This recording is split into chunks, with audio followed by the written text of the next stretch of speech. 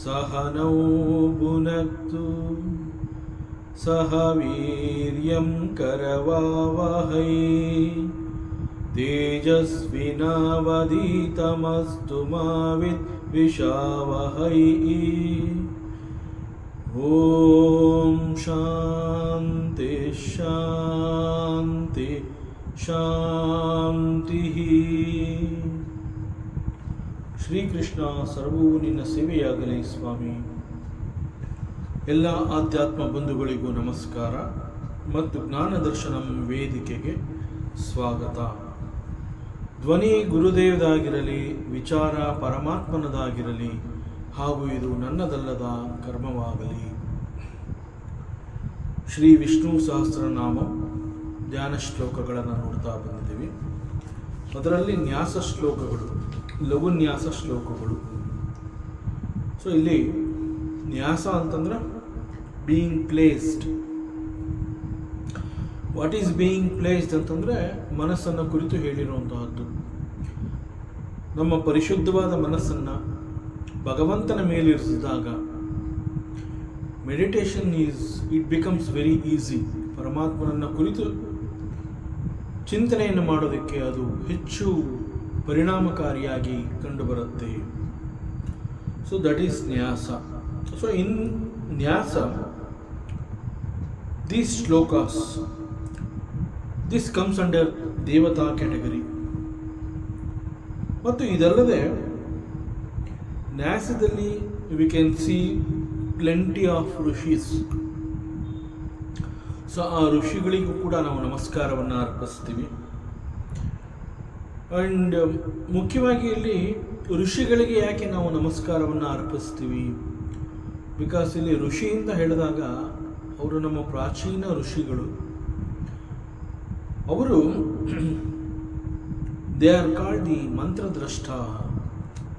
That means they are the seers of this mantra. How did they understand this mantra? How did they see these mantras? Through their deep meditation. So through deep meditation it is possible for them to realize this mantra. So ಈ ಮಂತ್ರಕ್ಕೆ ಅವರು ನಮಗೆ ಸಿಗೋದಕ್ಕೆ ಅವರು ಕಾರಣಕರ್ತರಾಗಿರ್ತಾರೆ. They are not the mantrakarta, they are the receivers of these mantras. So ಅದನ್ನು ನಮಗೆ ತಲುಪೋ ಹಾಗೆ ಮಾಡಿರ್ತಾರೆ ಥ್ರೂ ಗುರು ಪರಂಪರ. ಸೊ ವಿ ಪೇ ನಮಸ್ಕಾರಸ್ to them. So these mantras are composed in some particular ಛಂದಸ್ಸು, ಮೀಟರ್ ಅಂತ ಹೇಳ್ತೀವಿ. ಈ ಮಂತ್ರಗಳನ್ನು ಶಾಸ್ತ್ರ ಯಾವ ರೀತಿಯಲ್ಲಿ ಪ್ರಿಸ್ಕ್ರೈಬ್ ಮಾಡಿದೆ ಮತ್ತು ಮಂತ್ರಗಳ ರಚನೆಯನ್ನು ಯಾವ ಮೀಟರ್ನಲ್ಲಿ ಅವರು ಇದನ್ನು ತೊಡಗಿಸಿದ್ದಾರೆ ಅಥವಾ ರಚನೆ ಮಾಡಿದ್ದಾರೆ, ಆ ರೀತಿಯಲ್ಲಿ ಛಂದೋಬದ್ಧವಾಗಿ, ಅಂದರೆ ಅವರು ಯಾವ ಛಂದಸ್ಸನ್ನು ಈ ಮಂತ್ರಕ್ಕೆ ಅಳವಡಿಸಿದ್ದಾರೆ ಅದೇ ಛಂದಸ್ಸಿನಿಂದ ಆ ಮಂತ್ರವನ್ನು ನಾವು ಉಚ್ಚಾರ ಮಾಡಬೇಕಾಗುತ್ತೆ. ಸೊ ಅದನ್ನು ಛಂದೋಬದ್ಧವಾಗಿ ನಾವು ಮಂತ್ರವನ್ನು ಹೇಳಬೇಕು ಅಂತ ಹೇಳ್ತಾರೆ. ಸೊ ಮಂತ್ರವನ್ನು ಈ ರೀತಿ ಛಂದೋಬದ್ಧವಾಗಿ ಪಠಿಸೋದ್ರಿಂದ it reaches the lord. So ಈ ರೀತಿಯಲ್ಲಿ ಛಂದೋಬದ್ಧವಾಗಿ ಮಂತ್ರವನ್ನು ಪಠಿಸಿದಾಗ ಮಾತ್ರ ಅದು ಇಟ್ ರೀಚಸ್ ದಿ ಪರಮಾತ್ಮ ಅಂತ ಹೇಳಿದಾಗ ಅಲ್ಲಿ ದೇರ್ ಇಸ್ ಶ್ರದ್ಧೆ, there is faith, And this is the beauty of our Sanatana Dharma. So if we want to feel and appreciate the vibrations of the mantras, then mantras are to be chanted in the prescribed chandasu only. So it also means mantra anta ಹೇಳಿದಾಗ even this mantra is Ishvara only. ವೇದ ಮಂತ್ರಗಳು ಅಂತ ಹೇಳಿದಾಗ it is not a different from the Paramatma. ಇಲ್ಲಿ the Lord Vishnu is the Devata, that means the main God, and all the other Adhisthana Devatas, they are the aspects of this Lord Vishnu only. ಮತ್ತು ಈ ಒಂದು ವಿಷ್ಣು ಸಹಸ್ರನಾಮ ಅಂತ ಹೇಳಿದಾಗ particularly ಇದನ್ನು ನಾವು ಸ್ತೋತ್ರ ಅಂತ ಕರಿತೀವಿ, ಹಾಗೂ ಇಟ್ ಈಸ್ ಎ ಮಂತ್ರ ಇನ್ ಫ್ಯಾಕ್ಟ್.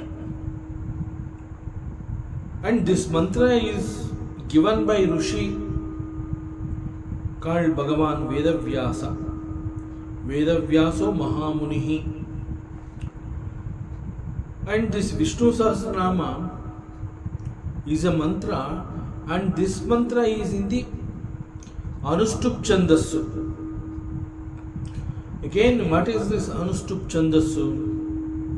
ಇಲ್ಲಿ ಅನುಷ್ಠುಪ್ ಛಂದಸ್ಸು ಅಂತ ಹೇಳಿದಾಗ ಅಲ್ಲಿ ಒಟ್ಟು there are 32 syllables and it has got 4 padas and each pada has got 8 syllables.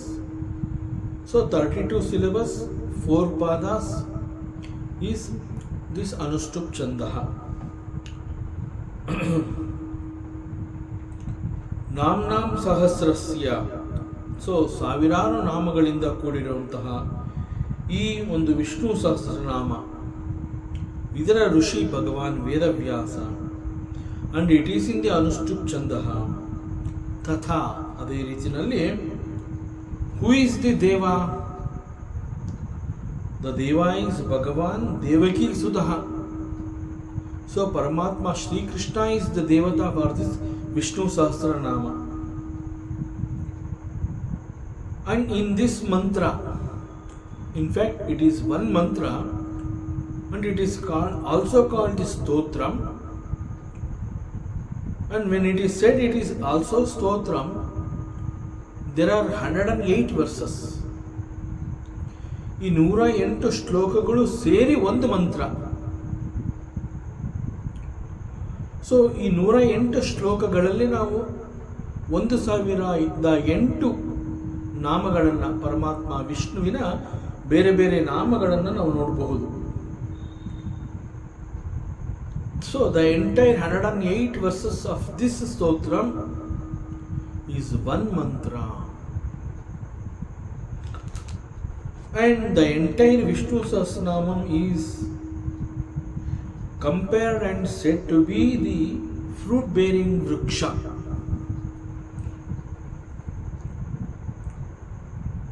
ಸಾಮಾನ್ಯವಾಗಿ ಒಂದು ವೃಕ್ಷದ ಬೀಜವನ್ನು ನಾವು ನೋಡಿದಾಗ ಆ ಬೀಜದಲ್ಲಿ ಒಂದು ಬೃಹತ್ ಮರ ಇದೆ ಎನ್ನುವಂತಹದ್ದು ನಮ್ಮ ಗಮನಕ್ಕೆ ಬರೋದಿಲ್ಲ. ಯಾಕೆ ಅಂತಂದರೆ ಆ ಬೀಜದಲ್ಲಿ ಇನ್ನೇನು ಕಾಣೋಕ್ಕೆ ಸಾಧ್ಯ ಇಲ್ಲ.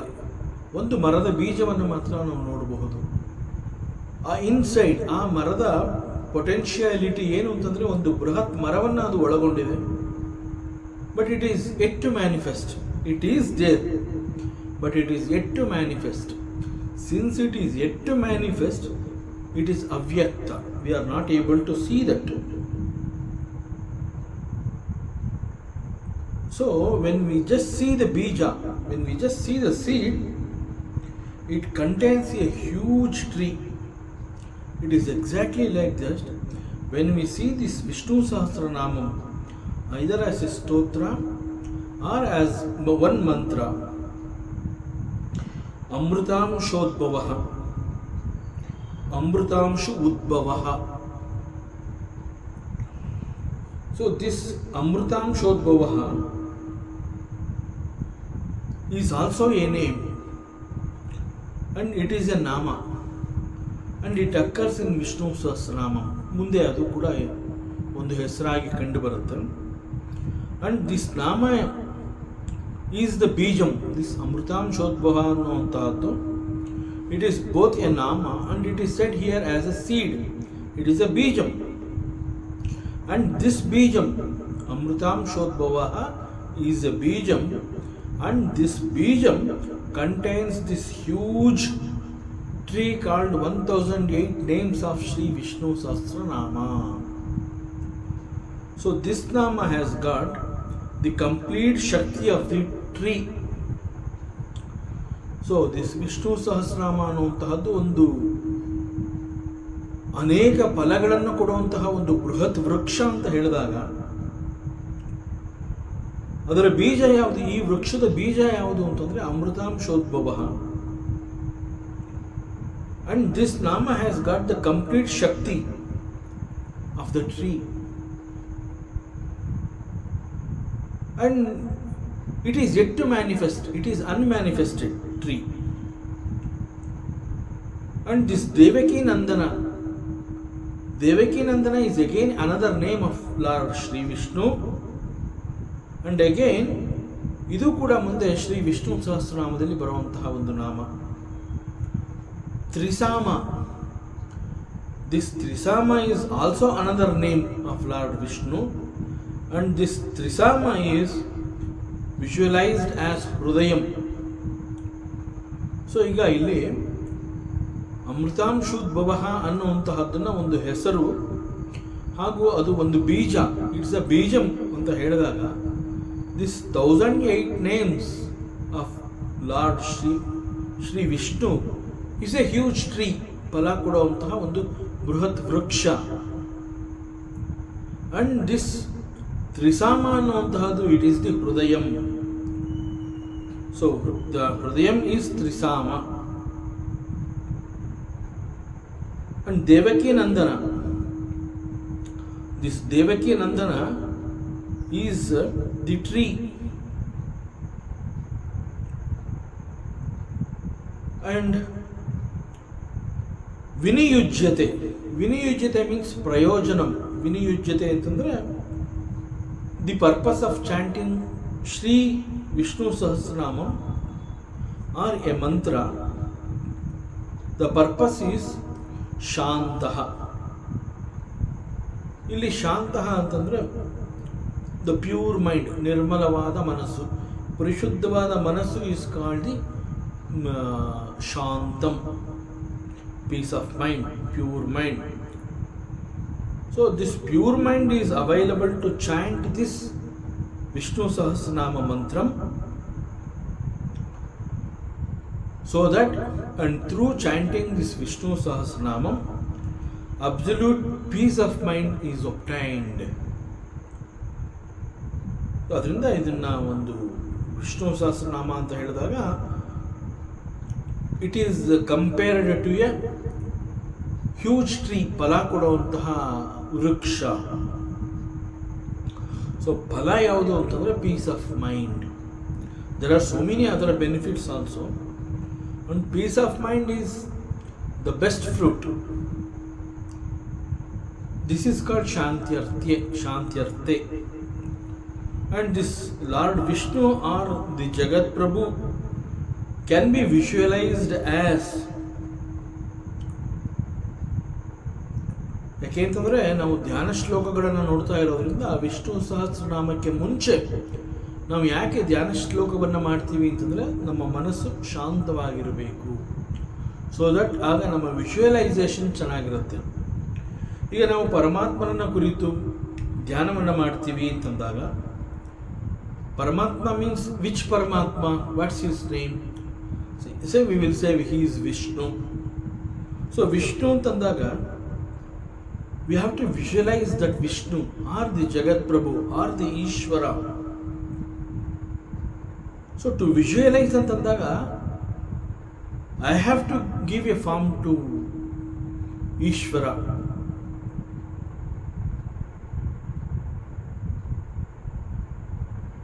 ಶುದ್ಧ ವೇದಾಂತ ಅಂತ ಹೇಳಿದಾಗ, ಪರಮಾತ್ಮ ಅಂತ ಹೇಳಿದಾಗ ಹಿ ಈಸ್ ನಿರ್ಗುಣ ನಿರಾಕಾರ.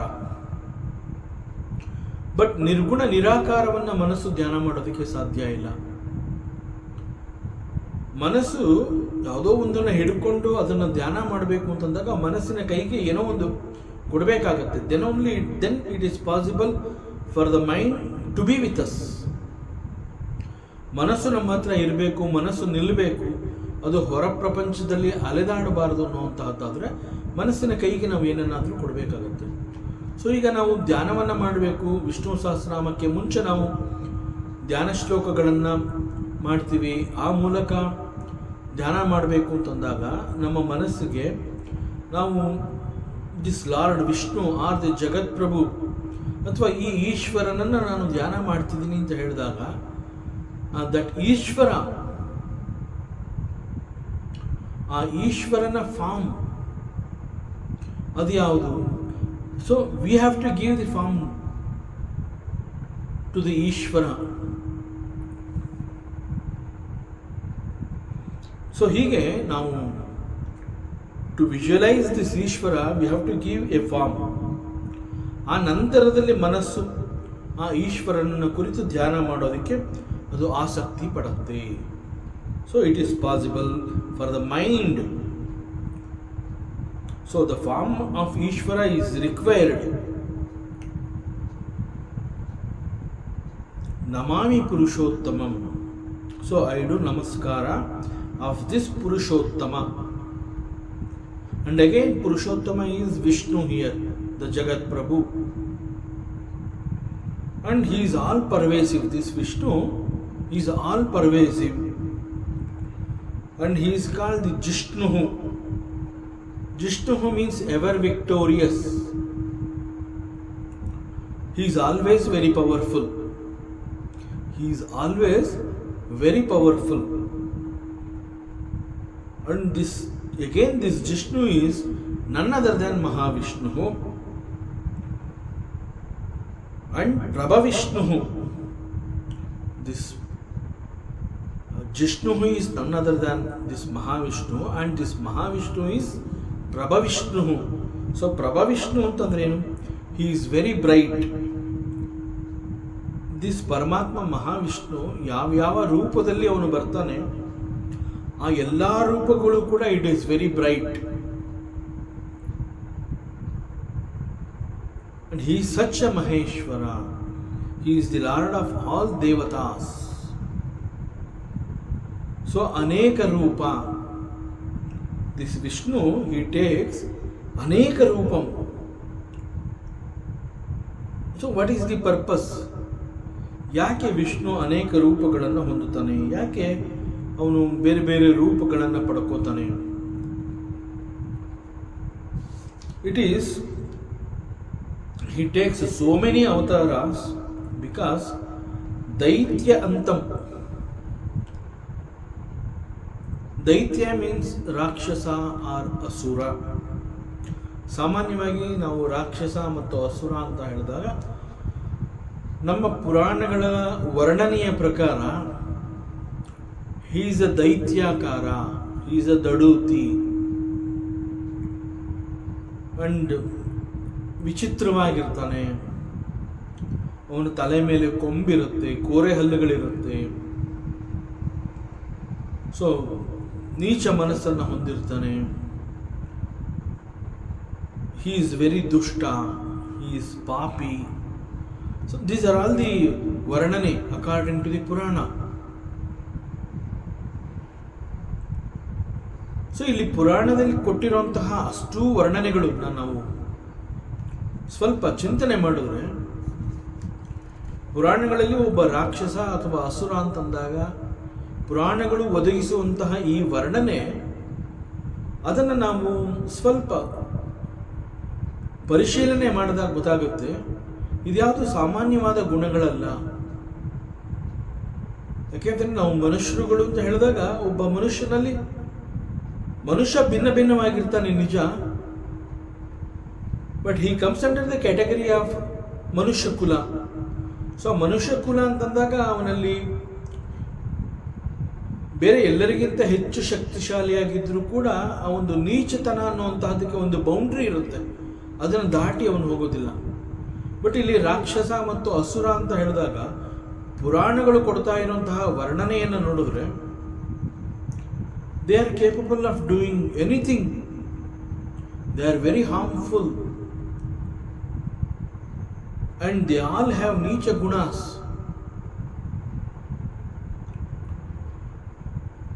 That means such gunas are not required to the mankind. ಮನುಕುಲಕ್ಕೆ ಇಂತಹ ಒಂದು ಗುಣಗಳು, ಇಂತಹ ನೇಚರು ಬೇಕಾಗಿಲ್ಲ. That guna pravrutti of that particular jiva is called daitya or rakshasa. So ಸಾಮಾನ್ಯವಾಗಿ ಮನುಷ್ಯ ಕುಲ ಅಂತ ಹೇಳಿದಾಗ ಅವರೆಲ್ಲರಿಗಿಂತ ಬಹಳ ಭಿನ್ನವಾಗಿ, ವಿಚಿತ್ರವಾಗಿ, ಕ್ರೂರವಾಗಿ ವರ್ತಿಸುವಂತಹವನು ಮನುಕುಲಕ್ಕೆ ಒಳ್ಳೇದು ಮಾಡೋದಿಲ್ಲ. He is not required to be among the ಮನುಷ್ಯಾಸ್. ಸೊ ದೈತ್ಯ ಅಂತ್ಯಂ. ಸೊ ದೈತ್ಯ ಅಂತ್ಯಂ ಅಂತಂದಾಗ to put an end to this ರಾಕ್ಷಸ, to destroy this rakshasa, he takes many different avataras. Again, rakshasa ಅಥವಾ ನೀಚ ಗುಣ ಅಂತಂದಾಗ ನಾವೇ ಅನೇಕ ಸಂದರ್ಭಗಳಲ್ಲಿ because of certain tendencies, because of some vasanas, ಬಹಳ ವ್ಯತಿರಿಕ್ತವಾಗಿ ನಾವು ವರ್ತನೆ ಮಾಡಿರ್ತೀವಿ, ಬಿಹೇವ್ ಮಾಡಿರ್ತೀವಿ. ನಮ್ಮ ಆ್ಯಟಿಟ್ಯೂಡು ಬಹಳ ವಿಚಿತ್ರವಾಗಿ ಮತ್ತೊಬ್ಬನ ಮನಸ್ಸಿನ ಮೇಲೆ ಬಹಳ ಕೆಟ್ಟ ಪರಿಣಾಮವನ್ನು ಬೀರುವಂತೆ ನಾವು ಬಿಹೇವ್ ಮಾಡಿರ್ತೀವಿ. ಆಮೇಲೆ ನಾವು ವಿ ಫೀಲ್ ಗಿಲ್ಟಿ. ನಾನು ಯಾಕೆ ಹಾಗೆ ಬಿಹೇವ್ ಮಾಡಿದೆ, ಅಷ್ಟು ಕ್ರೂರವಾಗಿ ನಾನು ವರ್ತಿಸಬಾರ್ದಾಗಿತ್ತು, ನನಗೆ ಅಂತಹ ಗುಣಗಳು ಬೇಕಾಗಿರಲಿಲ್ಲ. ಸೊ ಅದು ನಮಗೆ ಯಾಕೆ ಅದು ರಿಫ್ಲೆಕ್ಟ್ ಆಗುತ್ತೆ ಅಂತಂದರೆ, ಇಂತಹ ಗುಣಗಳು ಮನುಕುಲಕ್ಕೆ ಯೋಗ್ಯವಾದುದಲ್ಲ. But because of certain tendencies and ವಾಸನಾಸ್ ನಮ್ಮಲ್ಲೂ ಕೂಡ ಅಂತಹ ಒಂದು ಗುಣಗಳಿರುತ್ತೆ. ಸೊ ಅಂತಹ ಗುಣಗಳು ನಮಗೆ ಬೇಕಿಲ್ಲ. ನಮಗೆ ಬೇಕಿಲ್ಲದಂತಹ ಗುಣಗಳು ನಮ್ಮಲ್ಲಿ ಇದೆ ಅಂತಂದಾಗ ನಾವು ಅದರ ಪ್ರಭಾವಕ್ಕೆ ಒಳಗಾಗ್ತೀವಿ. So we pray the lord, ನನ್ನಲ್ಲಿರುವಂತಹ ಈ ಒಂದು ನೀಚತನವನ್ನು, ನೀಚ ಗುಣಗಳನ್ನು ನೀನು ಸಂಹರಿಸು. Because this guna belongs to the rakshasa. So ರಾಕ್ಷಸಿ ಗುಣ ನನಗೆ ಬೇಕಿಲ್ಲ. ಸೊ ಪಾಹಿಮಾಂ. ಸೊ ನನ್ನನ್ನು ಈ ಗುಣಗಳಿಂದ ನೀನು ರಕ್ಷಣೆ ಮಾಡು, ನನ್ನ ಈ ನೀಚ ಗುಣಗಳನ್ನು ನೀನು ಸಂಹಾರ ಮಾಡು. ಸೊ ಇಟ್ ಈಸ್ ಎಕ್ಸಾಕ್ಟ್ಲಿ ರಾಕ್ಷಸ ಅಂತಂದಾಗ ಪುರಾಣಗಳಲ್ಲಿ ಕೊಟ್ಟಿರುವಂತಹ ವರ್ಣನೆ. ಯಾಕೆಂದರೆ ಸೊ ಇದ್ಯಾವುದು ಮನುಕುಲಕ್ಕೆ ಬೇಡದಂತಹ ಗುಣಗಳು. ಸೊ ಎಲ್ಲೋ ಒಂದು ಕಡೆ ಅಂತಹ ಗುಣಗಳು ನಮ್ಮಲ್ಲೂ ಏನೋ ಇದೆಯೇನೋ ಅನ್ನುವಂತಹದ್ದು ನಮ್ಮ ಗಮನಕ್ಕೆ ಬಂದಾಗ ನಾವು ಆ ಗುಣಗಳನ್ನು ಬಿಟ್ಕೊಟ್ಬಿಡ್ಬೇಕಾಗತ್ತೆ. So we have to put an end to that guna. So we pray God, we take his support, we invoke him and we pray him to put an end to this guna. So ರಾಕ್ಷಸ ಅಂತಂದಾಗ ಅಲ್ಲಿ ನಮ್ಮ ನಡತೆ, ನಮ್ಮ ಗುಣಗಳು ಒಂದು ಮಿತಿಯನ್ನು ಮೀರಿದಾಗ, ಇತಿಮಿತಿಯನ್ನು ಮೀರಿದಾಗ ನಮ್ಮಲ್ಲೂ ಕೂಡ ಕೆಲವೊಮ್ಮೆ ಆ ರೀತಿಯಂತಹ ಕೆಟ್ಟ ಭಾವನೆಗಳು, ಕೆಟ್ಟ ಆ್ಯಟಿಟ್ಯೂಡ್ಗಳು ಬರುತ್ತೆ. ಸೊ ಇದ್ಯಾವುದು ಮನುಷ್ಯ ಕುಲಕ್ಕೆ ಬೇಕಾಗಿರುವಂತಹದ್ದಲ್ಲ. ಸೊ ಬೇಡದ ಗುಣಗಳು ನಮ್ಮಲ್ಲಿ ಇದೆ ಅನ್ನುವಂತಹದ್ದನ್ನು ನಾವು ಗುರುತಿಸಿದಾಗ ಆ ಗುಣಗಳನ್ನು ನಾವು ಬಿಟ್ಕೊಡ್ಬೇಕಾಗತ್ತೆ.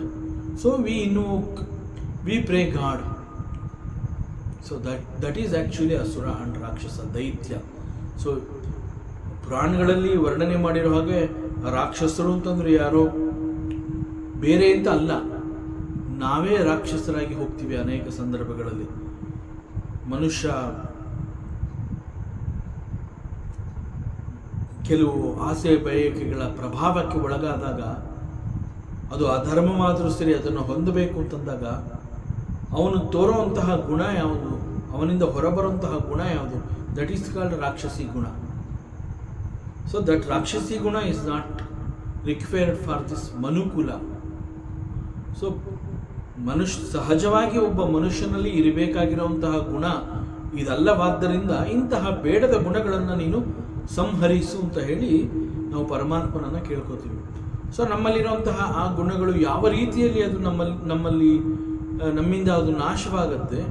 ಅಂತಹ ಗುಣಗಳು ನಾಶವಾಗುವುದಕ್ಕೆ ಯಾವ ಒಂದು ಶಕ್ತಿ ಬೇಕಾಗುತ್ತೆ, ಆ ಶಕ್ತಿಯನ್ನು ಹೊಂದಿರುವಂತಹ ಒಂದು ರೂಪದಲ್ಲಿ ಭಗವಂತ ಬಂದು ಅದನ್ನು ನಿರ್ಮೂಲನೆ ಮಾಡ್ತಾನೆ. This is how he protects. So he takes different forms.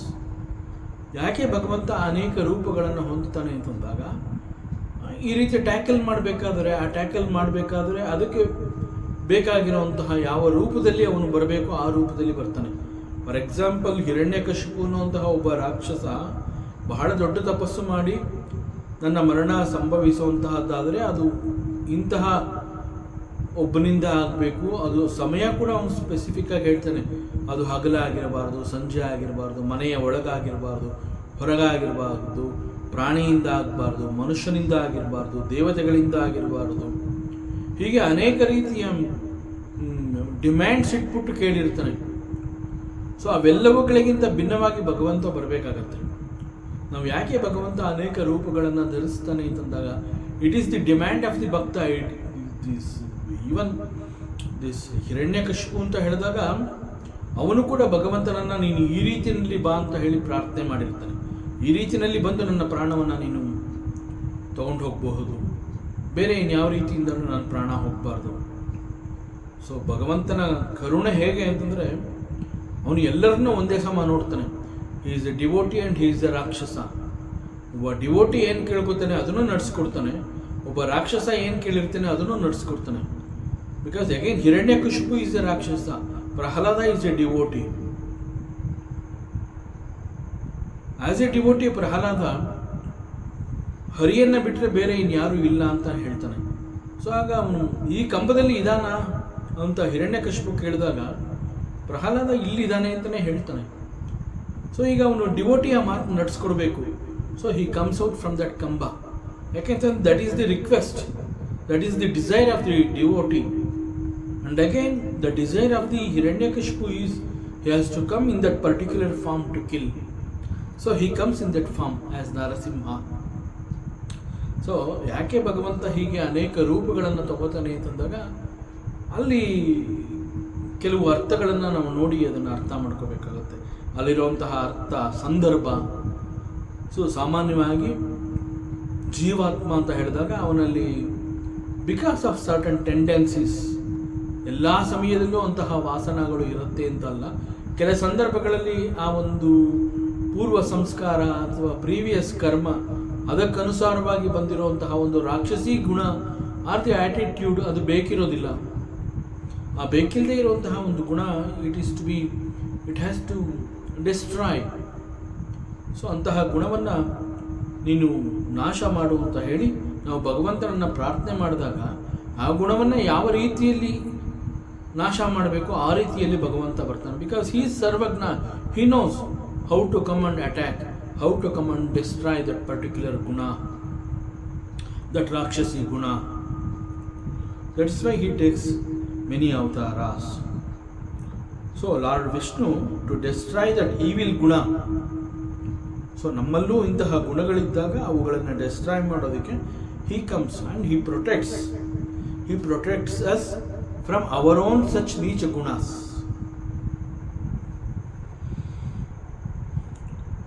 asya Shri Vishnoor Divya Sahasranama Stotra Mahamantrasya Shri ವೇದವ್ಯಾಸೋ ಭಗವಾನ್ ಋಷಿ ಅನುಷ್ಠುಪ್ ಛಂದಃ.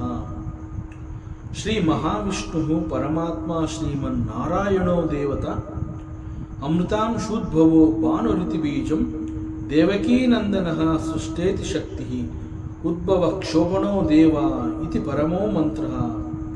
ಶಂಖಬೃನ್ನಂದಕೀ ಚಕ್ರೀತಿ ಕೀಲಕಂ ಶಾಂಗಧನ್ವ ಗದಾಧರ ಇತ್ಯಸ್ತ್ರಂ ರತಾಂಗಪಾಣಿ ರಕ್ಷೋಭ್ಯೋ ಇತಿ ನೇತ್ರ ತ್ರಿಸಾಮ ಸಾಮಗಾ ಸಾಮೇತಿ ಕವಚಂ ಆನಂದಂ ಪರಬ್ರಹ್ಮೇತಿ ಯೋನಿ ಋತುಸುದರ್ಶನ ಕಾಲ ಇತಿ ದಿಗ್ಬಂಧಃ. ಶ್ರೀ ವಿಶ್ವರೂಪ ಇತಿ ಧ್ಯಾನಂ ಶ್ರೀ ಮಹಾವಿಷ್ಣು ಪ್ರೀತ್ಯರ್ಥೆ ಸಹಸ್ರನಾಮ ಜಪೇ ವಿನಿಯೋಗಃ. ಈ ಒಂದು ವಿಷ್ಣು ಸಹಸ್ರನಾಮವನ್ನು ನಾವು ಒಂದು ಸ್ತೋತ್ರ ಅಂತ ಕರೆದಾಗ ಅಲ್ಲಿ 108 ಶ್ಲೋಕಗಳನ್ನು ನೋಡ್ತೀವಿ. ಆ 108 ಶ್ಲೋಕಗಳಲ್ಲಿ ಭಗವಂತನ 1008 ದಿವ್ಯ ನಾಮಗಳನ್ನು ನಾವು ನೋಡ್ತೀವಿ. ಸೊ ಈ 108 ಶ್ಲೋಕಗಳಿಂದ ಕೂಡಿರುವಂತಹ ಈ ಒಂದು Vishnu Sahasranama is both a stotram and it is said a mantram. It is a mantra. So ಇದು ಒಂದು ಮಹಾಮಂತ್ರವೇ ಆಗಿದೆ. ಸೊ ಪ್ರತಿ ಮಂತ್ರಕ್ಕೂ ಒಬ್ಬ ಋಷಿ ಇರ್ತಾನೆ ಅಂತ ಹೇಳ್ತೀವಲ್ಲ, ಆ ರೀತಿಯಲ್ಲಿ ಈ ಒಂದು ಮಂತ್ರಕ್ಕೂ ಕೂಡ, ವಿಷ್ಣು ಸಹಸ್ರನಾಮ ಅಂತ ಹೇಳಿರುವ ಈ ಒಂದು ಮಂತ್ರಕ್ಕೂ ಕೂಡ ದ ಋಷಿ ಈಸ್ ಭಗವಾನ್ ವೇದವ್ಯಾಸ. ಅಂಡ್ ಪ್ರತಿ ಮಂತ್ರಕ್ಕೂ ಒಬ್ಬ ದೇವತೆ ಇರ್ತಾನೆ ಅಂತ ಹೇಳಿದಾಗ ಈ ವಿಷ್ಣು ಸಹಸ್ರನಾಮಕ್ಕೆ ದೇವತೆ ಈಸ್ ಮಹಾವಿಷ್ಣು. ಹಾಗೂ ಇದು ಅನುಷ್ಠುಪ್ ಛಂದದಿಂದ ಕೂಡಿರುವಂತಹದ್ದು. ಮತ್ತು ಇಲ್ಲಿ ಅನುಷ್ಠುಪ್ ಛಂದ ಅಂತ ಹೇಳಿದಾಗ ಇಲ್ಲಿ 32 ಸಿಲೆಬಲ್ಗಳಿರುತ್ತೆ. ಮತ್ತು ಇಲ್ಲಿ 4 ಪಾದಗಳಿದೆ. ಪ್ರತಿ ಪಾದದಲ್ಲಿ 8 ಸಿಲೆಬಲ್ಗಳಿದೆ. So Bhagwan Vedavyasa is the mantra drashta here. And paramatma Shri Mahavishnu, he is the paramatma. And Sriman Narayana is the Devata. Mahavishnu Sri Narayana is invoked through this mantra. Amrutamshu Udbhavaha Banuhu. So ಇದೇ ವಿಷ್ಣು ಸಹಸ್ರನಾಮದಲ್ಲಿ 31ನೇ ಶ್ಲೋಕದಲ್ಲಿ ಈ ಕೆಲವು ಹೆಸರುಗಳು ಕೂಡ ಅಲ್ಲಿ ಕಂಡು ಬರುತ್ತೆ. In the entire Shri Vishnu Sahasranama ಶ್ಲೋಕಗಳಲ್ಲಿ ಈ ಒಂದು ಪರ್ಟಿಕ್ಯುಲರ್ ಶ್ಲೋಕವನ್ನು, ಧ್ಯಾನ ಶ್ಲೋಕವನ್ನು ಒಂದು ಉತ್ಕೃಷ್ಟವಾದ ಶ್ಲೋಕ ಅಂತಲೇ ಇದನ್ನು ಹೇಳ್ತಾರೆ. ಸೊ ಇದು ಬಹಳ ಉತ್ಕೃಷ್ಟವಾದ ಶ್ಲೋಕ ಅಂತ ಹೇಳಿರೋದ್ರಿಂದ ಇದನ್ನು it is called the bijam, the seed mantra. ದೇವಕೀ ನಂದನ ಸೃಷ್ಟ ಇತಿ ಶಕ್ತಿ. It is the unmanifested shakti in the stotram. ಉದ್ಭವ ಶೋಭನೋ ದೇವ. This is the highest mantra and also it occurs in proper Vishnu Sahasranama chanting.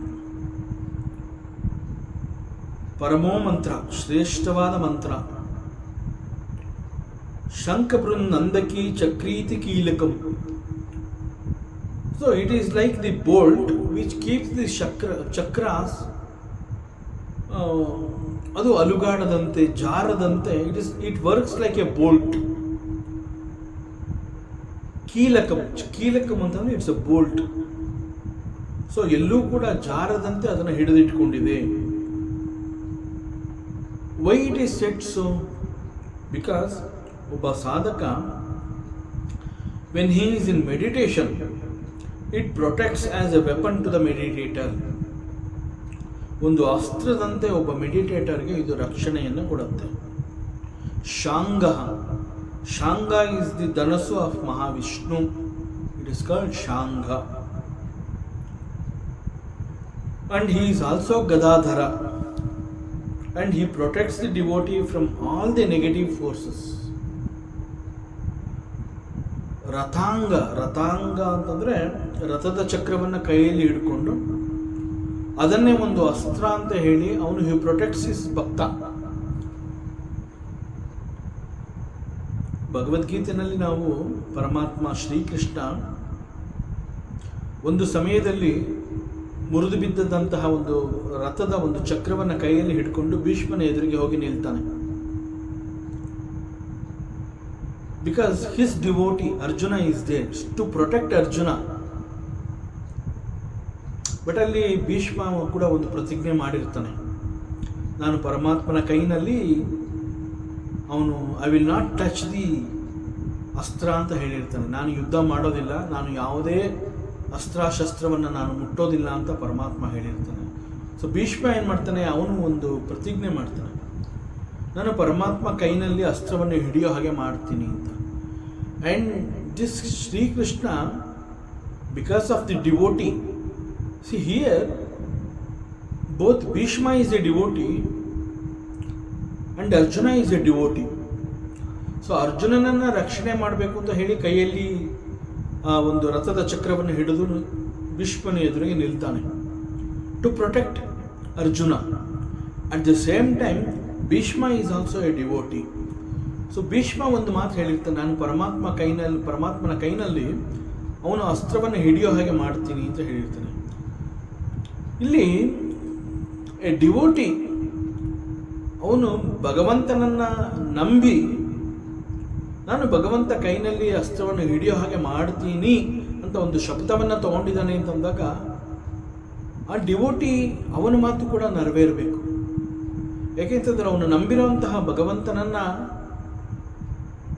ನಂಬಿ ಈ ಒಂದು ಶಬ್ದವನ್ನು ಮಾಡಿರ್ತಾನೆ, ನಾನು ಭಗವಂತನ ಕೈನಲ್ಲಿ ಚಕ್ರವನ್ನು. And it is the desire of Bhishma that he wants to see his lord holding ಅಸ್ತ್ರ in his hand.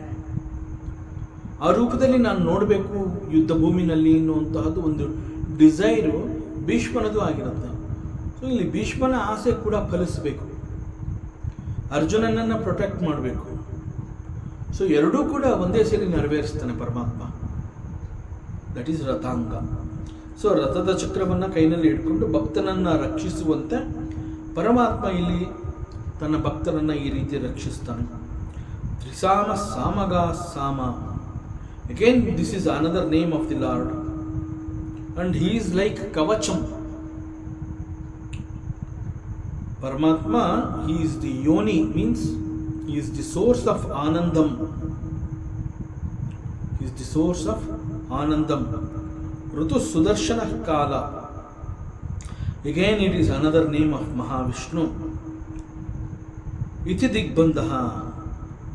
Digbandha is, it's like a shield to protect the meditator.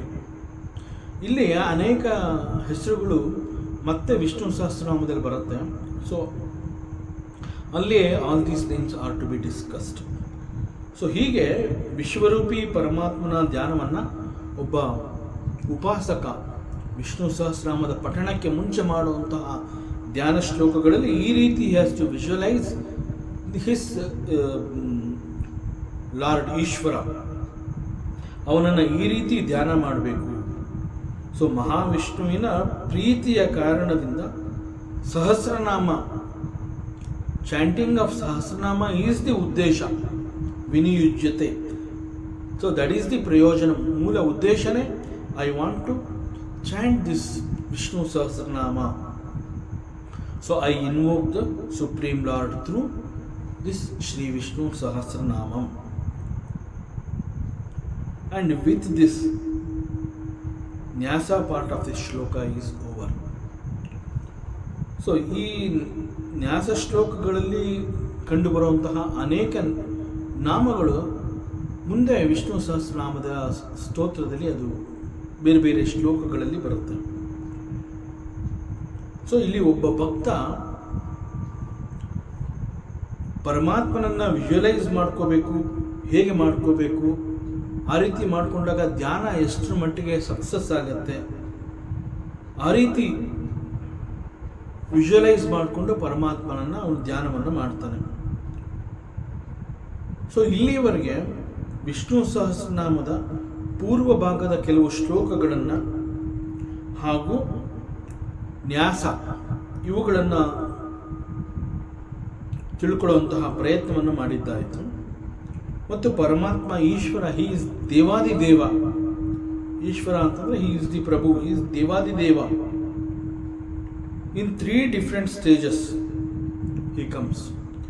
They are ಏಕರೂಪ ಪರಮಾತ್ಮ, ಅನೇಕ ರೂಪ ಪರಮಾತ್ಮ ಅಂಡ್ ವಿಶ್ವರೂಪ ಪರಮಾತ್ಮ ಆರ್ ಅರೂಪ ಪರಮಾತ್ಮ. This 3rd stage ಏನಂತಂದರೆ ವಿಶ್ವರೂಪ ಅಂತಲೂ ಹೇಳ್ತಾರೆ ಆ್ಯಂಡ್ ಅರೂಪ ಅಂತಲೂ ಕೂಡ ಹೇಳ್ತಾರೆ. ಸೊ ಅವುಗಳಲ್ಲಿ this arupa paramatma are very very important for the jijnasu bhaktas. ಜಿಜ್ಞಾಸು ಭಕ್ತ ಅಂತಂದಾಗ ಅವನಿಗೆ ದಿಸ್ ಅರೂಪ ಪರಮಾತ್ಮ ಈಸ್ ವೆರಿ ವೆರಿ ಇಂಪಾರ್ಟೆಂಟ್. ಯಾಕೆಂತಂದರೆ ಜಿಜ್ಞಾಸು ಅಂತ ಹೇಳಿದಾಗ he is A sincere speaker. He wants to know the ಪರಮಾತ್ಮ ಅಂತಂದ್ರೆ ಯಾರು, ಪರಮಾತ್ಮ ಅಂತಂದ್ರೆ ಏನು, ಮತ್ತು ಅವನು ತನ್ನ ಸಾಧನೆಯಲ್ಲಿ he wants to attain the Ishwara jnana. ಒಬ್ಬ ಜಿಜ್ಞಾಸು ಭಕ್ತನ ಮುಖ್ಯ ಉದ್ದೇಶ ಏನು ಅಂತಂದ್ರೆ he wants to attain this Ishwara jnana and he is prepared to attain this knowledge. ಆ ಒಂದು ಹಂತಕ್ಕೆ ಅವನು ಬಂದು ತಲುಪಿರ್ತಾನೆ. ಸೊ ಈಶ್ವರ ಆರಾಧನೆಯಿಂದ ಪ್ರಾರಂಭ ಮಾಡಿ ಈಶ್ವರ ಜ್ಞಾನವನ್ನು ತಿಳಿದುಕೊಳ್ಳುವಂತಹ ಮಟ್ಟಕ್ಕೆ ಅವನು ಬೆಳೆದಿರ್ತಾನೆ ಜಿಜ್ಞಾಸು ಭಕ್ತ.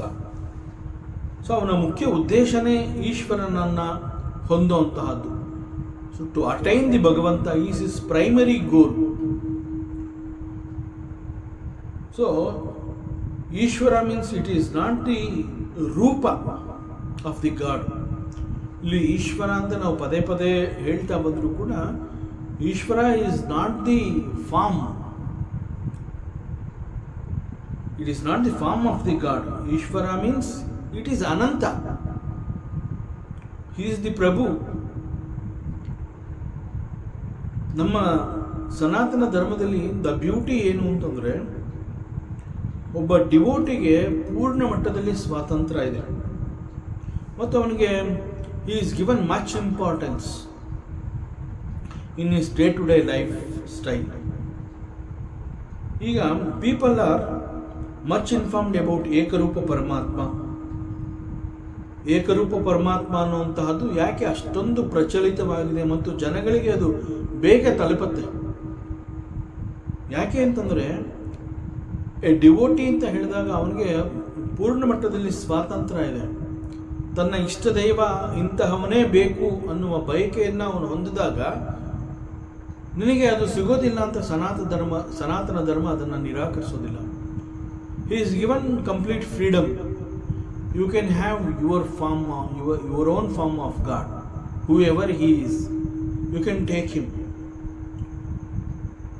This is how the importance is given to the sadhaka in hour ಸನಾತನ ಧರ್ಮ. ಸೊ ಇಲ್ಲಿ ಏಕರೂಪ ಪರಮಾತ್ಮ ಅಂತ ಹೇಳಿದಾಗ ಒಬ್ಬ ಡಿವೋಟಿ ಅಂತಂದಾಗ ಅವನು ಎಲ್ಲರಂತೆ ಎಲ್ಲ ಭಿನ್ನ ಭಿನ್ನವಾಗಿರ್ತಾನೆ.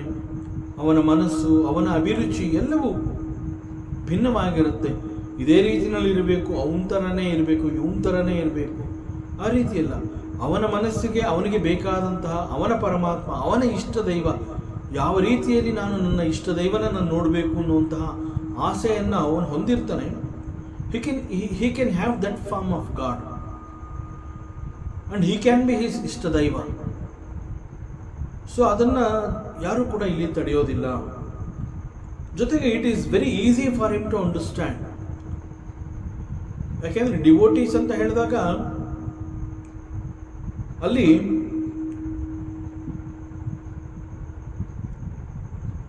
ಆರ್ಥ ಭಕ್ತ ಅಂಡ್ ಅರ್ಥಾರ್ಥಿ ಭಕ್ತ ಅಂತ ಹೇಳಿದಾಗ ಅವರುಗಳಿಗೆ ದಿಸ್ ಏಕರೂಪ ಪರಮಾತ್ಮ ಅವರಿಗೆ ಚೆನ್ನಾಗಿ ಅರ್ಥ ಆಗಿರುತ್ತೆ. ಅವರು they have faith in this ಏಕರೂಪ ಪರಮಾತ್ಮ. ಅವನನ್ನು ಯಾವ ರೀತಿಯಲ್ಲಿ ಬೇಕಾದ್ರೂ ಅವ್ರು ನೋಡಬಹುದು, ಯಾವ ಹೆಸರನ್ನು ಬೇಕಾದ್ರೂ ಅವ್ರು ಕೊಟ್ಕೋಬಹುದು. ಫಾರ್ ಎಕ್ಸಾಂಪಲ್ ಇಲ್ಲಿ ಏನು ಅಂತಂದರೆ ದಿಸ್ ಬೋತ್ ಆರ್ಥ ಭಕ್ತ ಅಂಡ್ ಅರ್ಥಾರ್ಥಿ ಭಕ್ತ ಅವರಿಬ್ಬರು ಕೂಡ ಒಂದು ರೀತಿಯಲ್ಲಿ ಮೆಟೀರಿಯಲಿಸ್ಟಿಕ್ ಪೀಪಲ್. ಅವರಿಬ್ಬರಿಗೂ ಕೆಲವು ಲೌಕಿಕ ಬಯಕೆಗಳಿರುತ್ತೆ. ಆ ಲೌಕಿಕ ಬಯಕೆಗಳನ್ನು ಪೂರೈಸಿಕೊಳ್ಳೋದಕ್ಕೆ ಅವರಿಗೆ ಒಬ್ಬ ಪರಮಾತ್ಮ ಬೇಕು. According to their understanding paramatma means he is the giver, he is the dayaka, he is the ದಾತ.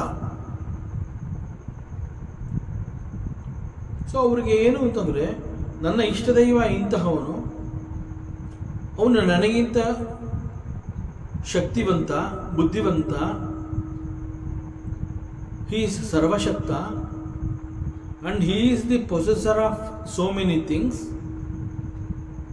As a devotee, when I ask and he has to give and he will give, that is the faith. This both artha bhakta and artharthi bhakta, they have that belief. So ಅವರಿಬ್ಬರಿಗೂ this ಏಕರೂಪ ಪರಮಾತ್ಮ ಅಂತಂದಾಗ ಅದು ಬಹಳ ಸುಲಭವಾಗಿ ಅರ್ಥ ಆಗುತ್ತೆ. For example, ಒಬ್ಬ ರಾಮ ಈಸ್ ಮೈ ಲಾರ್ಡ್ ಅಂತ ಹೇಳ್ತಾನೆ, ಇನ್ನೊಬ್ಬ ಕೃಷ್ಣ ಈಸ್ ಮೈ ಲಾರ್ಡ್ ಅಂತ ಹೇಳ್ತಾನೆ. ಸೊ ಅವರಿಬ್ಬರೂ ಕೂಡ ಬೋತ್ ಅರ್ಥ ಭಕ್ತ ಅಂಡ್ ಅರ್ಥಾರ್ಥಿ ಭಕ್ತ. ಹೀಗೆ ರಾಮ ಮತ್ತು ಕೃಷ್ಣನನ್ನು ಅವರು ಪೂಜೆ ಮಾಡ್ತಾರೆ, ಧ್ಯಾನ ಮಾಡ್ತಾರೆ, ಆರಾಧನೆ ಮಾಡ್ತಾರೆ. ಅವರಲ್ಲಿ ತಮ್ಮ ರಿಕ್ವೆಸ್ಟ್ಗಳನ್ನ ಹೇಳ್ಕೊತಾರೆ, ನನಗೆ ಇಂತಹದ್ದು ಬೇಕು ಅನ್ನೋ ಡಿಮ್ಯಾಂಡ್ಸ್ ಇಡ್ತಾರೆ. ಮತ್ತು ಅವರಿಷ್ಟದಂತೆ ಅವರುಗಳಿಗೆ ಅಂತಹ ಫಲಗಳು ಸಿಕ್ಕಾಗ ಅವರ ನಂಬಿಕೆ ಏನು ಅಂತಂದರೆ, Rama gave it to me and he says Krishna gave it to me. So ಅವರಿಗೆ ದಿಸ್ ಏಕರೂಪ ಪರಮಾತ್ಮ ಅಂತಂದಾಗ ಬಹಳ ಬೇಗ ಅರ್ಥ ಆಗುತ್ತೆ. ಅನೇಕ ರೂಪ ತಲೆ ಕೆಡಿಸ್ಕೊಳ್ಳೋದಿಲ್ಲ, ಅವ್ರಿಗೆ ಬೇಕಿಲ್ಲ. ಸೊ ಏಕರೂಪ ಪರಮಾತ್ಮ ಅಂತಂದಾಗ it is very easy to understand by artha bhakta and ಅರ್ಥಾರ್ಥಿ ಭಕ್ತ. So according to them, they are all different forms of gods. But Arupa Ishvara anta ಹೇಳಿದಾಗ they are less educated about this. It is less educated ಅನ್ನೋದಕ್ಕಿಂತ they do not want to understand this because they are happy with Ekarupa Paramatma. Because they are interested in some Laukika bike and it's been given by their respected God. They are praying, they are invoking their Lord through their dhyana, ಪೂಜೆ or whatever it is. ಅವರು ತಮ್ಮ ಸಾಧನೆಯಲ್ಲಿ ಇಂತಹ ಪರಮಾತ್ಮನನ್ನು ಅವರು ನನ್ನ ಪರಮಾತ್ಮ ಅಂತ ಹೇಳಿ ಅವ್ರನ್ನ ಕೇಳ್ಕೊಂಡಾಗ ಅನೇಕಗಳು ಅವ್ರಿಗೆ ಸಿಕ್ಕಿರೋದ್ರಿಂದ they are not worried about this arupa Ishwara. ಅವ್ರಿಗೆ ಏನು ಬೇಕಾಗಿದೆ ಅದೆಲ್ಲ ದಿಸ್ ಏಕರೂಪ ಪರಮಾತ್ಮ ಪ್ರೊವೈಡ್ ಮಾಡ್ತಾ ಇದ್ದಾನೆ ಅಂತಂದಮೇಲೆ they are not interested about this arupa Ishwara. So it is not that they are not educated properly about this. It is that they have not ಮನಸ್ಸು ಈ ಕಡೆಗೆ ಅವರು ಕೊಟ್ಟಿಲ್ಲ. ಅರೂಪ ಈಶ್ವರನನ್ನು ಕೂಡ ನಾವು ತಿಳ್ಕೊಳ್ಳೋಣ ಅನ್ನುವ ಮಟ್ಟಕ್ಕೆ ಅವರು ಬಂದಿಲ್ಲ. ಯಾಕೆಂತಂದರೆ ಎಲ್ಲೋ ಒಂದು ಕಡೆ ಅವರು ಎಲ್ಲ ಸ್ಯಾಟಿಸ್ಫ್ಯಾಕ್ಷನ್ಸ್ಗಳು ಕ್ಲಿಯರ್ ಆಗ್ತಾ ಇದೆ through ekarupa paramatma. So they do not want to know about this aneka rupa Ishwara or arupa Ishwara. So they do not want. So ಅರೂಪ ಈಶ್ವರ ಅಂತಂದಾಗ ಈ ರೀತಿಯಲ್ಲಿ they are less educated about this. They are not familiar about this arupa paramatma and it is very difficult for them to understand that the god has no form. More important ಏನು ಇಲ್ಲಿ ಅಂತಂದರೆ ಅವರಿಗೆ ನನ್ನ ರಾಮ ಹೀಗಿರ್ತಾನೆ, ನನ್ನ ಕೃಷ್ಣ ಹೀಗಿರ್ತಾನೆ, ಅಥವಾ ನನ್ನ ಗಣಪತಿ ಈ ರೀತಿ ಇರ್ತಾನೆ, ಹೀ ಇಸ್ ಮೈ ಇಷ್ಟ ದೇವತಾ ಅಂತಂದಾಗ ತಮ್ಮ ಇಷ್ಟ ದೇವನನ್ನು ಒಂದು ರೂಪದಲ್ಲಿ ಅವರು ನೋಡಿರ್ತಾರೆ. ಮತ್ತು ವೇದಾಂತ ಹೇಳುತ್ತೆ ಭಗವಂತ ಅಂತ ಹೇಳಿದಾಗ ಹೀ ಈಸ್ ನಿರ್ಗುಣ ನಿರಾಕಾರ, ಅವನಿಗೆ ಯಾವ ರೀತಿಯ ಒಂದು ಫಾರ್ಮ್ ಇಲ್ಲ ಅಂತಂದಾಗ they are not happy. They do not want to accept this truth because it is beyond their imagination. They cannot even imagine that the God has no form. Whether it is Ekarupa or Arupa Ishvara, ಪರಮಾತ್ಮ ಅಂತ ಹೇಳಿದಾಗ ಪರಮಾತ್ಮನಿಗೆ ಒಂದು ಆಕಾರ ಅನ್ನುವಂತಹದ್ದಿಲ್ಲ, ಒಂದು ರೂಪ ಇಲ್ಲ ಅಂತ ವೇದಾಂತ ಹೇಳಿದ್ರೆ ಅದನ್ನು ಇವರು ಒಪ್ಕೊಳ್ಳುವಂತಹ ಮಟ್ಟಕ್ಕೆ ಅವರು ಬಂದಿರೋದಿಲ್ಲ. They do not want to accept this truth also. So ಏಕರೂಪ ಪರಮಾತ್ಮನನ್ನು ಚೆನ್ನಾಗಿ ಅವರು ಅರ್ಥ ಮಾಡ್ಕೊಂಡಿರೋದ್ರಿಂದ ಹೆಚ್ಚಿನ ಭಕ್ತರು they are artha bhaktas or artharthi bhaktas. They are interested in material world. So they are called materialistic people. Of course they are very religious. ದೇವರು ಅಂತಂದಾಗ ನಂಬಿಕೆ ಇರುತ್ತೆ, ಫೇತ್ ಇರುತ್ತೆ. They are devotees, very religious.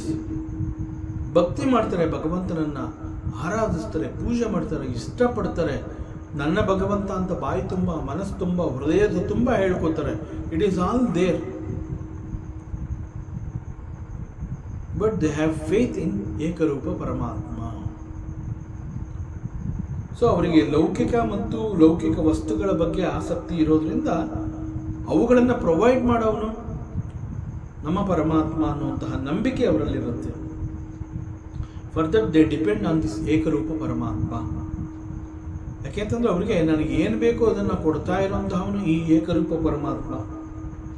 So ಈ ಏಕರೂಪ ಪರಮಾತ್ಮನನ್ನು ನಾನು ಪ್ರಾರ್ಥನೆ ಮಾಡಿ ಅವನ ಮೂಲಕ ನನಗೆ ಬೇಕಾಗಿರುವಂತಹದ್ದನ್ನು ನಾನು ಪಡ್ಕೊಂಡ್ರೆ ಅದರಿಂದ ನಾನು ಮುಕ್ತನಾಗ್ಬೋದು. To that extent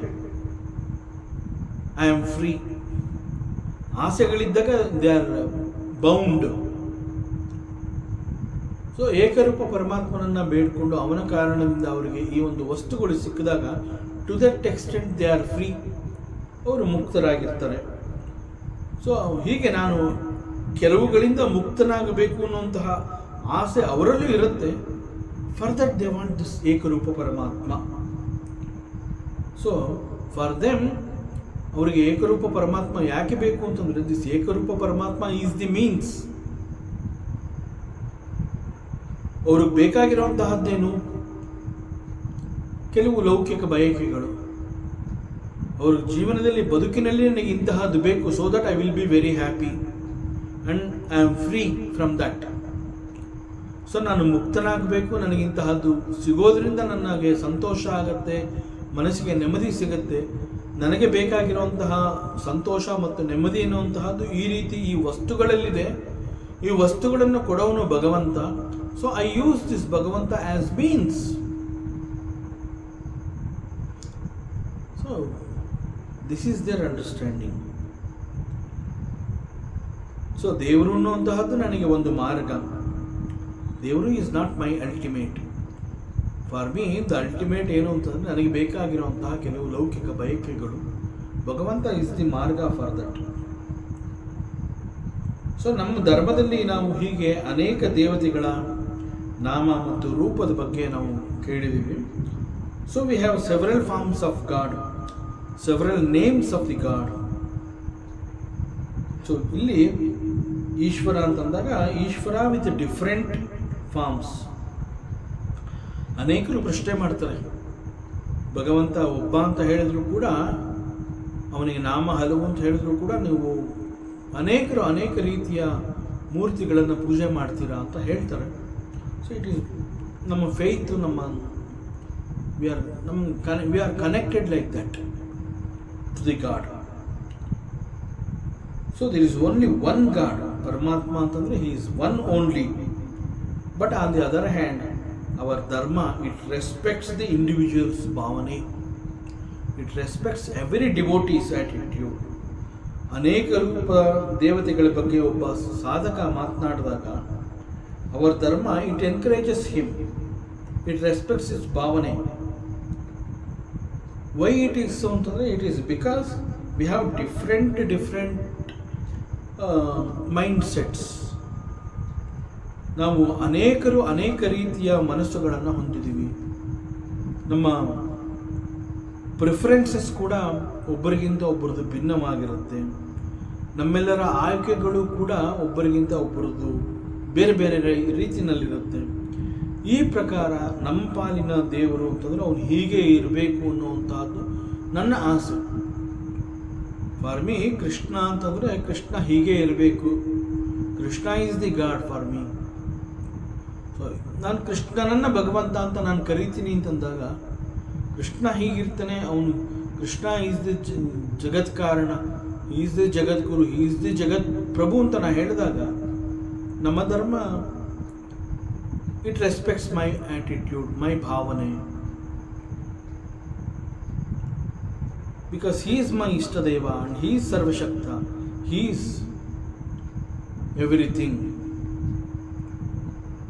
So all the forms of Ishvara that are worshipped are the symbols of that one all-pervading Ishvara. So, who is all-knowing Supreme God.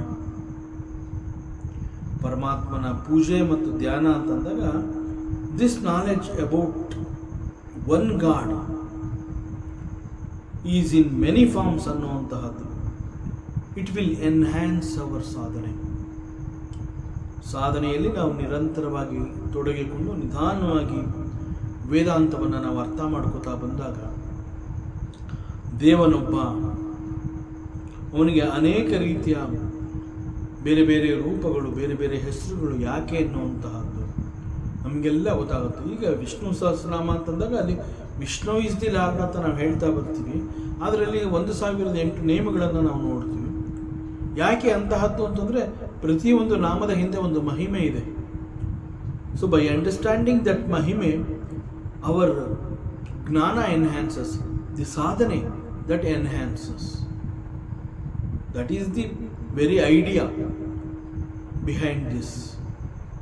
So this is how our ಸನಾತನ ಧರ್ಮ, it respects every individuals. We are given complete freedom about it. So, we have some more Dhyana shlokas that also we will see. Kshiro Dhanvat Pradeshe Shuchimani Vilasat Saikate Mauktikanam Mala Trupta Sanasta Spatikamani Nibhai Maukti Kai Manditangaha Shubhairapraira Dabraihi Upari Virechitair Mukta Piyusha Varshaihi Anandina Puniya Darinadina Gata Shankapanir Mukundaha. So, ನಿಜವಾದ ಧ್ಯಾನ ಶ್ಲೋಕ ಅಂತ ಹೇಳಿದಾಗ ಇದು ಮೊದಲನೇದಾಗಿ ಕಂಡು ಬರುತ್ತೆ. ಏಕೆಂದರೆ ಇಲ್ಲಿವರೆಗೆ ನಾವು ಮಹಾಭಾರತದ ಕೆಲವು ಶ್ಲೋಕಗಳನ್ನು ನೋಡಿದ್ವಿ, ಆ ನಂತರದಲ್ಲಿ ಕೆಲವು ಲಘುನ್ಯಾಸದ ಶ್ಲೋಕಗಳನ್ನು ನೋಡಿದ್ದಾಯಿತು. ಬಟ್ ಇಲ್ಲಿ ವಿಷ್ಣು ಸಹಸ್ರನಾಮದ ಧ್ಯಾನ ಶ್ಲೋಕ ಅಂತಲೇ ಹೇಳಿದಾಗ ಇದು ಮೊದಲನೇದು. ಸೊ ಇಲ್ಲಿ ಮುಕುಂದ, ಭಗವಂತ ಇಸ್ ಕಾಲ್ಡ್ ಮುಕುಂದ. ಇಲ್ಲಿ ಭಗವಂತ ಯಾರು ಅಂತಂದ್ರೆ Mukunda is the Bhagavanta here. Mukunda is the Bhagavanta and that Mukunda is the Mahavishnu. So ಮಹಾವಿಷ್ಣುವನ್ನ ಇಲ್ಲಿ ಮುಕುಂದ ಅನ್ನುವ ಹೆಸರಿನಿಂದ ಕರೆದಿದ್ದಾರೆ. In fact the meaning of Mukunda ಅಂತಂದ್ರೆ one who is happy by himself. That means he is not depending on something else or on somebody for his happiness. He himself is the source for happiness, and he is the happiness. He is not depending on anything or anybody for happiness. That is Mukunda. So he does not require any other external material for happiness. And he is happy by himself. ಅಂದರೆ this Mukunda ಅಂತಂದರೆ he is ananda swarupa. Mukunda is ananda swarupa. ಆನಂದೀನ ಪುನೀಯಾತ್. May this Mukunda purify us. ಪುನೀಯಾತ್ ಅಂತಂದರೆ ಪಾವನ, ಪುನೀತ. May this Mukunda purify us. ನಹ means ನಮಗೆ, ಫಾರ್ ಅಸ್. ಪುನೀಯಾತ್ ನಮ್ಮನ್ನು ಪುನೀತರನ್ನಾಗಿಸು. ಇಲ್ಲಿ ಮಹಾವಿಷ್ಣುವನ್ನ ಈ ರೀತಿ ಮುಕುಂದ ಅಂತ ಕರೆದು ಆ ರೀತಿ ವರ್ಣನೆ ಮಾಡ್ತಾ ಇರುವಂತಹದ್ದು. ಸೊ ಇಲ್ಲಿ ಮಹಾವಿಷ್ಣುವಿನ ವರ್ಣನೆ ಯಾವ ರೀತಿಯಲ್ಲಿ ಮಾಡಿದ್ದಾರೆ ಅಂತಂದ್ರೆ, ವಿಷ್ಣು ಸಹಸ್ರನಾಮದ ಪಠಣಕ್ಕೆ ಮುಂಚೆ ಕೆಲವು ಧ್ಯಾನ ಶ್ಲೋಕಗಳನ್ನು ಯಾಕೆ ಹೇಳಬೇಕು ಅಂತಂದ್ರೆ, ನಮ್ಮ ಮನಸ್ಸು ಪರಿಶುದ್ಧವಾಗಬೇಕು. ಸೊ ಮನಸ್ಸು ಪರಿಶುದ್ಧವಾಗುವುದಕ್ಕೆ ಬೇಕಾಗುವಂತಹ ಧ್ಯಾನ ಶ್ಲೋಕ. ಬಿಕಾಸ್ ಧ್ಯಾನ ಶ್ಲೋಕ ದಟ್ ಪ್ರೊವೈಡ್ಸ್ ಅನೇಕ ಅರ್ಥಗಳನ್ನು ಕೊಡುತ್ತೆ. ಧ್ಯಾನ ಶ್ಲೋಕ ಇಟ್ ಡಿಸ್ಕ್ರೈಬ್ಸ್ ಮಹಾವಿಷ್ಣು. ಸೊ ಆ ಡಿಸ್ಕ್ರಿಪ್ಷನ್ಗಳು ಕೂಡ ಇಟ್ ಹೆಲ್ಪ್ಸ್ ಯಾವ ರೀತಿ ನಮ್ಮ ಮನಸ್ಸು ಪಾವನವಾಗುವಂತೆ, ಪುನೀತವಾಗುವಂತೆ, ಮನಸ್ಸು ಪರಿಶುದ್ಧವಾಗುವಂತಹ ಡಿಸ್ಕ್ರಿಪ್ಷನ್ಸ್ಗಳನ್ನು ಕೊಡುತ್ತೆ. ಸೊ ಮನಸ್ಸಿಗೆ ಹಿತವಾಗುವಂತೆ, ಮನಸ್ಸು ಹತ್ತಿರವಾಗುವಂತೆ. ಯಾಕೆಂತಂದರೆ ಮನಸ್ಸಿಗೆ ತುಂಬ ಖುಷಿಯಾದಾಗ ಅದು ಸದಾ ನಮ್ಮ ಜೊತೆಯಲ್ಲೇ ಇರುತ್ತೆ. ನಾವೇ ನಮ್ಮನ್ನು ಸ್ವಲ್ಪ ನೋಡಿಕೊಂಡ್ರೆ, ನಾನು ಸಂತೋಷವಾಗಿದ್ದೀನಿ ಅಂತಂದ್ರೆ ನನ್ನ ಮನಸ್ಸು ನನ್ನ ಹತ್ರನೇ ಇದೆ ಅಂತಲೇ ಅರ್ಥ. ನಾನು ಸಂತೋಷವಾಗಿದ್ದೀನಿ ಅಂತಂದರೆ ನನ್ನ ಮನಸ್ಸು ನನ್ನ ಹತ್ತಿರದಲ್ಲೇ ಇದೆ ಅಂತ. ಆ ಸಂತೋಷವನ್ನು ಮನಸ್ಸು ಕೂಡ ಅನುಭವಿಸ್ತಾ ನನ್ನ ಜೊತೆಯಲ್ಲೇ ಇರುತ್ತೆ. ಸೊ ಮನಸ್ಸು ಹತ್ತಿರವಾಗುವಂತೆ, especially when you sit for meditation, the mind must be available for you. Then it is possible for you to meditate upon the Lord. So when you want to sit for the meditation, make sure that the mind is available for you. And for the availability of the mind, you require certain types of dhyana shlokas. Because these dhyana shlokas they provide certain descriptions of the Lord, and those descriptions that makes the mind to be with us, and the mind will not go and wander in the outside world. So ಹೀಗೆ ಮನಸ್ಸು ಹಿತವಾಗುವಂತೆ, ಮನಸ್ಸು ಹತ್ತಿರ ಬರುವಂತೆ ಕೆಲವು ವರ್ಣನೆಗಳನ್ನು ಈ ಧ್ಯಾನ ಶ್ಲೋಕಗಳು ಕೊಡುತ್ತೆ. So that it is easy for the meditator to meditate upon the lord. Meditation ಸಂತೋಷವಾಗಿ ಆಯಿತು ಅಂತ ಹೇಳ್ತಾರೆ.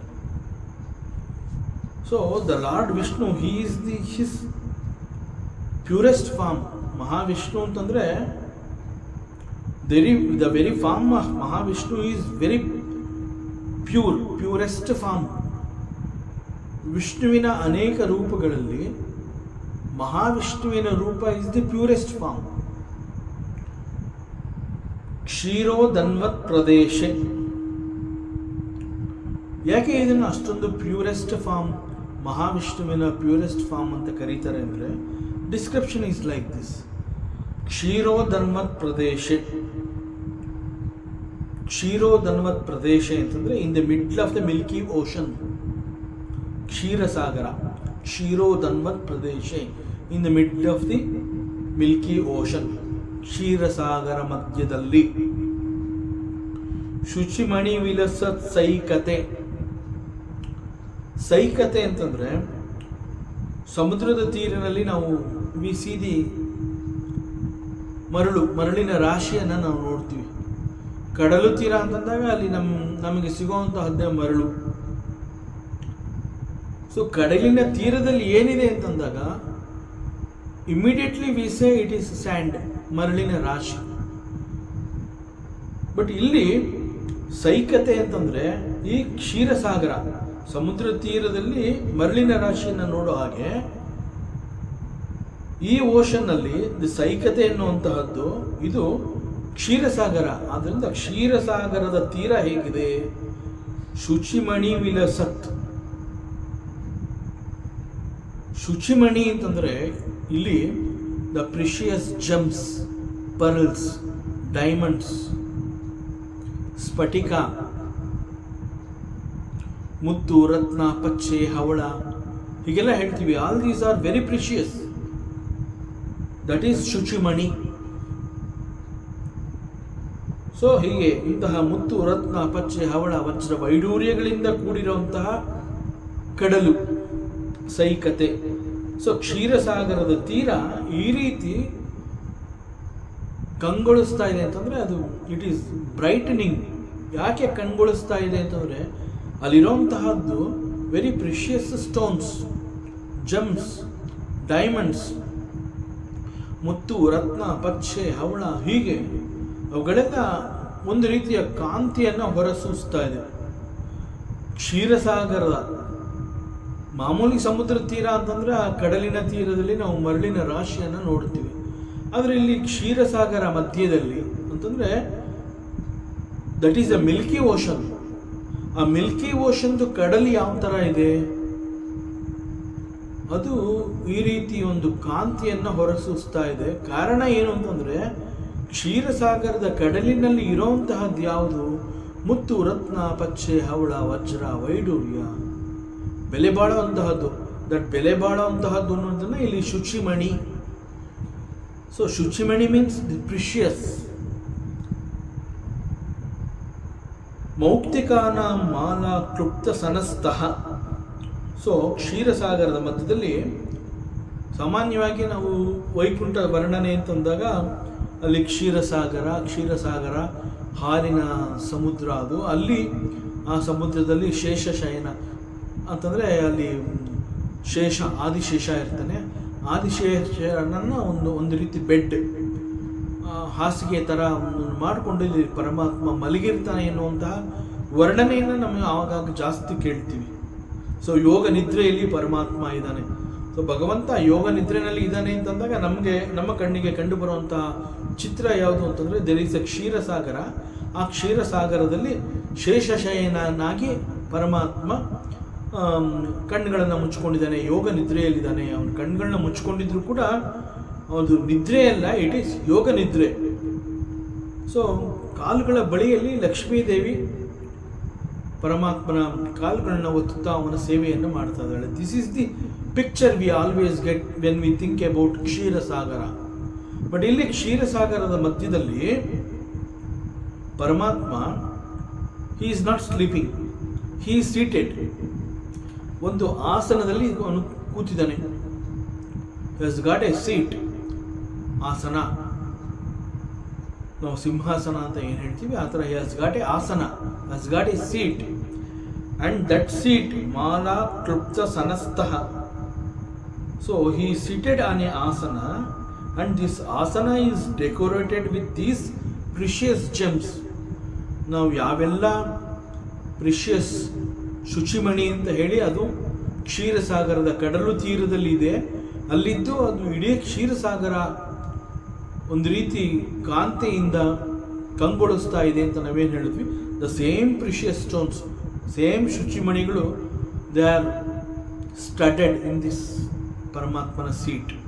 ಪರಮಾತ್ಮನ ಏನೋ ಒಂದು ಆಸನ, ಅವನೇನೋ ಒಂದು ಆಸನದಲ್ಲಿ ಕುಳಿತಿದ್ದಾನೆ ಅಂತ ನಾವು ಹೇಳ್ತಾ ಇದ್ದೀವಿ.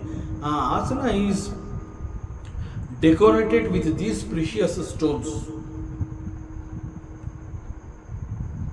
And we have to direct our mind to see that Lord in the way it is described. So, ಇಂತಹ ವರ್ಣನೆ ಯಾಕೆ ಅಂತಂದರೆ, ನಮಗೆ ಭಗವಂತ ಮನಸ್ಸು ಅನ್ನುವಂತಹದ್ದು ಒಂದು ಬಹಳ ವೆರಿ ಪ್ರಿಷಿಯಸ್ ಟೂಲ್ ನಮಗೆ ಕೊಟ್ಟಿದ್ದಾನೆ ಅಂತ ನಾವು ಹೇಳ್ತೀವಿ. ನಮಗೆ ಸಿಕ್ಕಿರುವಂತಹ ಎರಡು ಅದ್ಭುತವಾದ ಕೊಡುಗೆಗಳು ಯಾವುದು ಅಂತಂದರೆ, ಒನ್ ಈಸ್ ದೇಹ, the body, and another is the mind ಅಂತ ಹೇಳ್ತೀವಿ. ಸೊ ದೇಹ ಮತ್ತು ಮನಸ್ಸು ಅನ್ನುವಂತಹದ್ದು ಭಗವಂತ ನಮಗೆ ಕೊಟ್ಟಿರುವಂತಹ ಉಪಕರಣಗಳು ಅಂತ ನಾವು ಹೇಳ್ತೀವಿ, ಟೂಲ್ಸ್ ಅಂತ ಕರಿತೀವಿ. ಈ ಟೂಲ್ಸ್ನಲ್ಲಿ ದಿ ಮೈಂಡ್ ಅನ್ನುವಂತಹದ್ದು is a wonderful tool. Because of the mind, because of this wonderful tool called the mind, it has got another power. What is that power? The power to imagine something. ನಾವು ಏನೋ ಒಂದು ಕಲ್ಪನೆ ಮಾಡ್ಕೋಬೇಕು ಅಂತಂದರೆ we need to have the mind, that's all. ಆ ಕಲ್ಪನೆಯಲ್ಲಿ ನಾವು ಎಲ್ಲವನ್ನ ನಾವು ನೋಡ್ತೀವಿ. ಸೊ ಯಾವುದೋ ಒಂದು ವಸ್ತುವನ್ನು ನಾವು ಆ ರೀತಿ ನಮ್ಮದಾಗಿಸ್ಕೋಬೇಕು ಅಂತಂದರೆ ನಾವು ಅದಕ್ಕೆ ಸಾಕಷ್ಟು ದುಡ್ಡು ಕಾಸುಗಳನ್ನ ಕೊಟ್ಟು ಅವುಗಳನ್ನೆಲ್ಲ ಪರ್ಚೇಸ್ ಮಾಡಬೇಕು. ಆ ದುಡ್ಡುಗಳಿಗಾಗಿ ಅನೇಕ ಕರ್ಮಗಳನ್ನು ಮಾಡಬೇಕು. ಕೆಲವು ಬಾರಿ ಆ ಕರ್ಮಗಳು ಫಲಪ್ರದವಾಗುತ್ತೆ, ಕೆಲವು ಬಾರಿ ಅವುಗಳು ನಮಗೆ ಸಿಗೋದಿಲ್ಲ. ಬಟ್ ಅದು ಯಾವುದೂ ಬೇಡ, only just imagine that you have that. It is only in imagination. Try to imagine that in your mind ಅಂತ ಹೇಳಿದಾಗ ನಾವೇನಲ್ಲಿ ದುಡ್ಡು ಕಾಸು ಏನು ಕೊಡಬೇಕಾಗಿಲ್ಲ. We use the mind. That is the power of the mind. And the power of the imagination ಏನು ಅಂತಂದರೆ, ಆ ಒಂದು ಕಲ್ಪನೆ ಎನ್ನುವಂತಹದ್ದು it is as good as real. So ಇಲ್ಲಿ ಭಗವಂತನನ್ನ ಈ ರೀತಿ ಒಂದು description, he is in the milky ocean. The very imagination of Milky ocean ಅಂತಂದರೆ ಎಷ್ಟು ಅದ್ಭುತ. ನಾವು ಸಾಮಾನ್ಯವಾಗಿ ಸಮುದ್ರ ಅಂತ ಹೇಳಿದಾಗ ಅಲ್ಲಿ ನೀರನ್ನ ನೋಡ್ತೀವಿ. ದಟ್ ನೀರು ಇಟ್ ಸೆಲ್ಫ್ ಈಸ್ ಮನಸ್ಸಿಗೆ ಅಷ್ಟೊಂದು ಹಿತವನ್ನು ಕೊಡುತ್ತೆ. ಎಲ್ಲಿ ನೋಡಿದ್ರು ನೀರಿನ ರಾಶಿ, ಎಸ್ಪೆಷಲಿ ಸಮುದ್ರದ ಮಧ್ಯದಲ್ಲಿ ಶಾಂತವಾಗಿರುವಂತಹ ಆ ನೀರು. ಎಷ್ಟು ದೂರ ನಾವು ಕಣ್ಣು ಹಾಯಿಸ್ತೀವಿ ಅಷ್ಟು ದೂರ ಬರೀ ನೀರು, ಮತ್ತೊಂದು ತೀರ ಕಾಣದೇ ಇಲ್ಲ ನಮಗೆ. ನಾವಿರುವ ತೀರದಿಂದ ಸಮುದ್ರವನ್ನು ನೋಡ್ತಾ ಹೋದರೆ ಮತ್ತೊಂದು ತೀರ ಕಾಣದೇ ಇಲ್ಲ, ಮತ್ತು ಮನಸ್ಸು ಸಂಪೂರ್ಣವಾಗಿ ನಮ್ಮ ಜೊತೆಯಲ್ಲೇ ಇರುತ್ತೆ.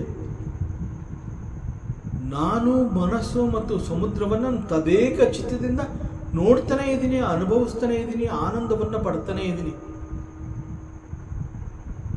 ಆರ್ಡಿನರಿ ನೀರು, ಒಂದು ಸಾಗರವನ್ನು ನೋಡಿದಾಗ ನನಗೆ ಅದು ಮನಸ್ಸಿಗೆ ಅಷ್ಟೊಂದು ಹಿತವನ್ನು ಕೊಡುತ್ತೆ ಅಂತಂದಾಗ, ಇಮ್ಯಾಜಿನ್ ಇಟ್ ಈಸ್ ನಾಟ್ ನೀರು, it is Ksheera, it is ಸಮುದ್ರ, it is ocean. What type of ocean? It is Ksheera Sagara. Imagine that you are watching a ಕ್ಷೀರ ಸಾಗರ. ಹೇಗೆ ಸಮುದ್ರವನ್ನು ನೋಡಿದಾಗ ಮತ್ತೊಂದು ತೀರ ಕಾಣೋದಿಲ್ಲ, ಈ ಕ್ಷೀರ ಸಾಗರದಲ್ಲೂ ಕೂಡ ಮತ್ತೊಂದು ತೀರ ಇಲ್ಲ. ಈ ಇರುವ ತೀರ ಹೇಗಿದೆ?